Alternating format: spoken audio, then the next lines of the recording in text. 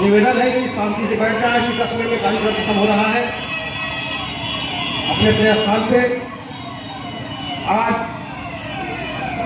हम सब के लिए बहुत दुख भरी घड़ी है कि हम आज अपने नेता को श्रद्धा सुमन अर्पित कर रहे हैं। तमाम ऐसी यादें हैं हमारे जीवन में रहेंगी कि आखिरी सांस तक हम लोगों को दादा की याद आती रहेगी। जिस तरह बाराबंकी ही नहीं पूरे जनपद में अपनी छाप छोड़ जाने वाले परम श्रद्धेय स्वर्गीय दादा सुंदरलाल दीक्षित के जीवन में तमाम ऐसे उतार चढ़ाव आए। वो विधायक बने, नेता बने, विधायक नेता न रहते हुए भी उन्होंने जनप्रतिनिधियों को एक आईना दिखाया कि जनता की सेवा करने के लिए विधायक सांसद होना जरूरी नहीं। बहुत दिनों से हमारे दादा किसी राजनीतिक पद पर नहीं रहे, मगर इतनी उम्र में इतना भारी जनसैलाब अपने पीछे ले जाना, हम जैसे युवाओं को राजनीति का कहना सिखाने वाले हमारे दादाजी हैं। जिस तरह चुनाव में हमारे चुनाव चल रहा था, एक एक दिन में दादा 12-12, 13-13 गाँव का भ्रमण करते थे।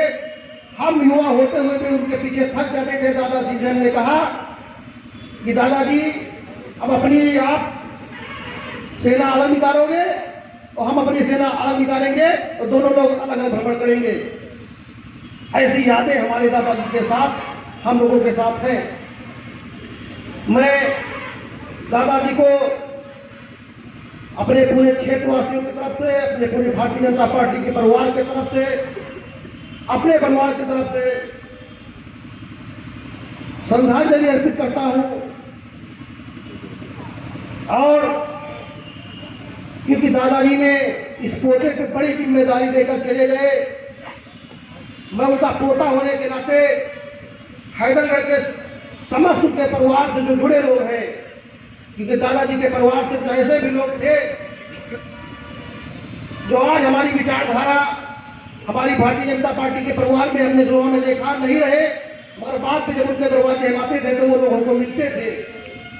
मैं सबको, उन सबको अपने साथ लेकर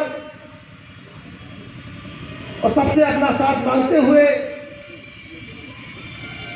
दादाजी के अधूरे सपनों को हैदरगढ़ में पूरा करने का काम, क्योंकि दादाजी ने अपने जीवन काल में हमको पोता मान लिया था। क्योंकि कभी हमने पिछले जब युद्ध होते थे तो उसमें जो सेनापति बनता था, उस सेनापति की काम था राजा की रक्षा करना, मगर मैं ईश्वर से हार गया और दादा की रक्षा नहीं कर पाया। आज हमारा राजा हमारे बीच में नहीं है और मैं सेनापति होने के नाते हैदरगढ़ के गरीबों के, उनके परिवार की जो जन समस्याएं हैं उनको आपके बीच में रहकर, क्योंकि ये जिम्मेदारी जो हैदरगढ़ की जनता ने और दादा ने हमारे ऊपर डाली है, तो मैं निभाऊंगा।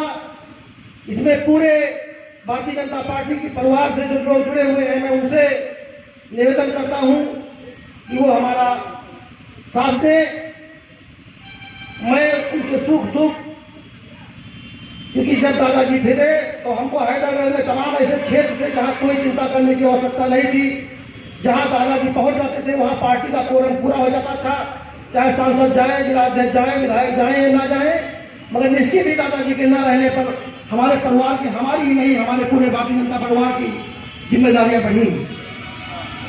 मैं सारी जिम्मेदारी अपने ऊपर लेते हुए